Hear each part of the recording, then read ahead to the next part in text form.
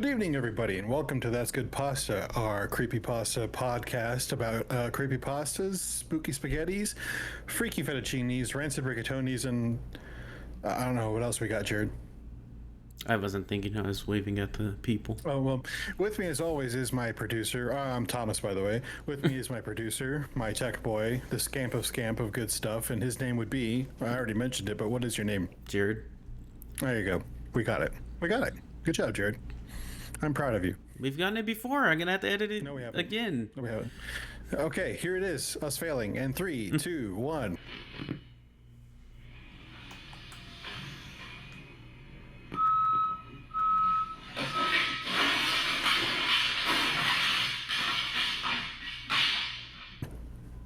Anyway, so today we have a continuation of our first ever creepypasta we ever covered. We have a continuation of, and it's from the Horror from the Vault series that we did. So we did the Horror from the Vault, which is the original one.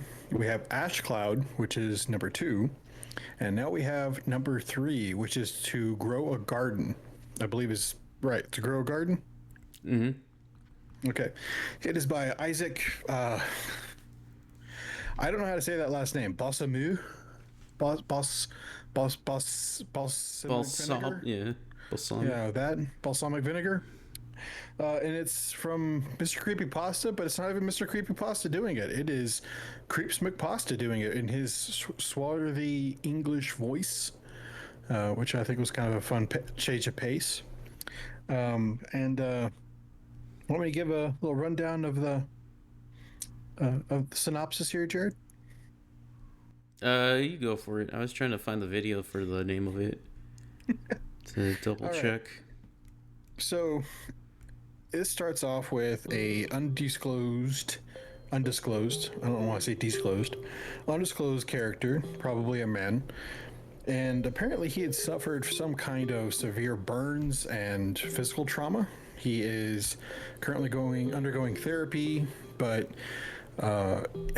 basically he's in a terrible position because he's severely burned.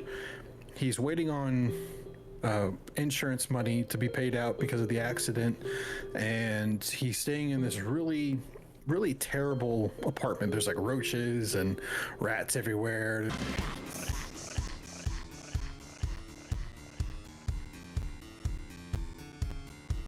There's like a feral cat that he thinks is wandering around.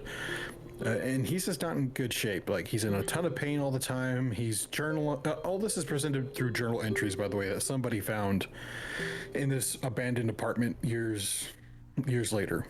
It was To Grow a Garden. It was To Grow a Garden. I was right. Good job, me. Good job, Thomas. Thank you, Thomas. Awesome work, Thomas. So he is basically having the worst time of his life. He tries to go outside, but people kind of look at him weird because he's pretty disfigured. He's got severe burns on his face. One kid says he looks like Freddy Krueger, I think, right? Mm-hmm.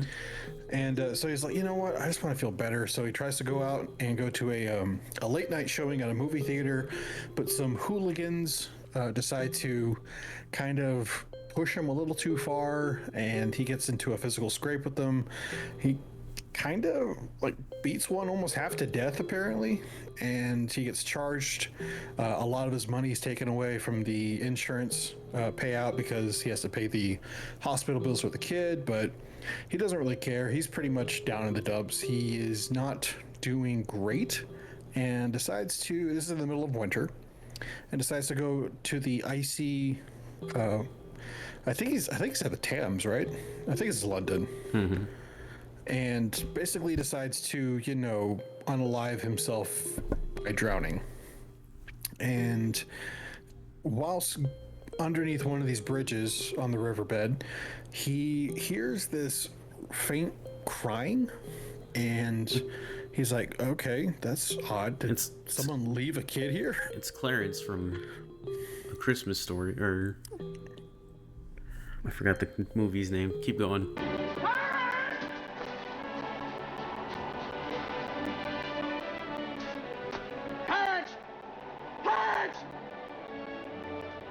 Clarence! So he's like, well, I don't think a child can make its way down here, so maybe somebody left it. And so he finds this, what he thinks is a baby. It's like super disfigured, and it's got like these patches of skin, and apparently it has a beak like an octopus, is what he says. So you ever see that old movie, 20,000 Leagues Under the Sea, with, what is his name? Not Michael Douglas, Kirk Douglas. It's got that big old giant squid beak, like. That's what I envisioned. So he takes it there and back to his apartment. He's like, well, I can't just leave this kid here. It's kind of like a terrible thing to happen. So he takes it back to the apartment, puts it inside the tub. Of course, there's like roaches in the tub. He's like, whatever. But suddenly the child, this baby or whatever, kind of starts talking to him inside of his mind and says all kinds of like comforting things and like, oh, it's not so bad, don't worry. And then Do they describe it as a human-looking child, or? he said there's like patches of flesh. And from what we know of the other Horror from the Vault series, a lot of these entities basically are made up of different parts of human bodies, but not all, like nothing should like fit together. Like I remember like in the first one, like these hands were like stuck together, but they functioned separately, but even though there was nothing there. So it's some kind of organic matter that's in the vague shape of a baby. Some Eraserhead stuff. Oh, you are sick. Yeah, that's kind of what I was thinking. Yeah, just that. Though less horrifying, honestly. But the baby kind of gets into his head and basically shows him a world of unity and A world of hurt. Yeah. Well, I mean, kind of, but he basically shows him like a world without pain, where everything's fused together and everything is one. What did he say? Like, was it like turtles with like some weird kind of shells or something? Something like that. Yeah, like just other beings and just like all kinds of weird alien worlds, collective. basically. Yeah, a massive collective of flesh. Like that Dark Star thing we did. The Brooding Star. Brooding Star. I never remember the name of that thing. It's a terrible name. But he also realizes that this thing is also communicating to him I think psychically or telepathically at least, that it needs substance to grow. And he's like, okay. So he starts catching, the random mice in his apartment and starts feeding it Some to it. roaches, mice. Some roaches, roadkill. mice, and then, roadkill, and then apparently he catches that feral cat, and he's like, it screamed halfway through its gullet, and I'm just like, oh. So I just imagine him just going like, The rats are fine. They're just like, yeah, take me. Turns out that cat actually had an owner. He's like, I never knew. That's an odd thing. But kills the owner, starts feeding it other humans that he can come across and other tenants in the building that he kind of traps and kills. throughout this, he does mention like being a father or like being a owner or something. Father or owner, I don't remember. Well, basically his caretaker. His Caretaker, parent. yeah. Yeah, and he even like buys like a ton of meat. He spent like all of his insurance money on meat, and went out to the supermarket and bought meat. And That's what I do. Yeah, but over time, this being starts to envelop the bathroom and starts growing into the room. And what did he say? Like that thing that was covering the floor was all black. Like it was black as obsidian. So People love, whenever they say black, they love to mention obsidian. And then it's basically on the way to taking over the building is what we're kind of left with, because this journal was found way after the fact, and this was unsigned. Nobody knew this guy's name, and it's just kind of like one of those things like, all right, well, now we know how this pandemic started on the other side of the pond. So, and honestly, that's kind of where it ends. It just kind of leaves off this, what do you call it? Not inconclusive, but this ambiguous note of, well, this is how it started. It says And now that here we go. it took over like the building or the apartment. How did that journal get recovered? Not to give stuff away in the fourth one, because there is a continuation of the next one. Oh, you gotta keep going. Yeah, I know. The plot thickens. And the plot thickens! Supposedly, there's a fifth one coming out at some point. Oh my gosh. So yeah, it basically ends with this entity taking over the building through, it's like The simulation. a simulation of flesh and all kinds of stuff like that. Yeah.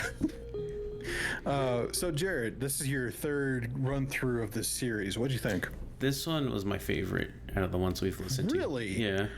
It really got across like grotesque and like gross very well. And then Well, even the thumbnail's like two flies humping.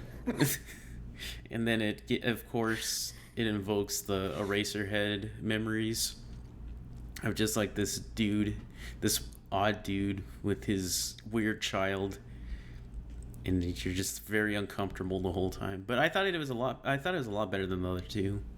Really? Mm-hmm. Weirdly enough, this is probably my least favorite. Well, actually, no, I think I'd probably my least favorite. Mostly because I was expecting something else. Like as a standalone story, I think it's pretty good. But as a continuation of Horror from the Vault and Ash Cloud, I think it's very self-contained. There's there's something else to the story, honestly. It's just like almost like an anthology story, like an add-on. It might be because if you remember right, I wasn't the biggest fan of Ash Cloud. I thought it was okay, and especially the writing was pretty bad to me. This one didn't have that like cringy writing at all to me. Except for Obsidian. Yeah, well, everyone needs to say Obsidian in their story. Especially Creepypasta. That's just what is it? Man, words are not coming to me today. What are you, Michael? It's just a trope that people stereotype. have to use, yeah. But yeah, I enjoyed this one. Good. Well, yeah, I like the writing is really good in this one, but also the performance for this one's really good. Yeah, I always like Creeps McPasta. He did another one we did, right? Yeah, he did the... Is it Under the Sea one or the Under the Sea? He's done a couple. He's done the sub one, and then I think I chose him for remember the one with the eye, the symmetry one. Symmetry one. Yeah. You're right. No, he was really good. He was a good choice for this one, I think. I like it when Mr. Creepypasta has like guest stars and stuff, because they all bring something a little different. But yeah, this one was fun. Again, I think I would like it more if it was just kind of a standalone. Because Ash Cloud is probably my favorite. Just like I love the ending of Ash Cloud. That's a cool ending. And then the next one is a little weird. I say that these are all weird, but Is it the gas station? No. I don't think we're gonna have time to do that gas station. I love that one. As long as Borrasca. Yeah, I remember it was like half a shift at my old job, so Yeah. It's a long one. And they're all like interconnected. They don't all you don't need to listen to one to listen to the other. They're all like separate I stories. was gonna ask, is it the same writer though, every one, or is it different ones? For Vault. From the Vault? Yeah. Yeah. Okay. Isaac Bassanu. Oh, okay.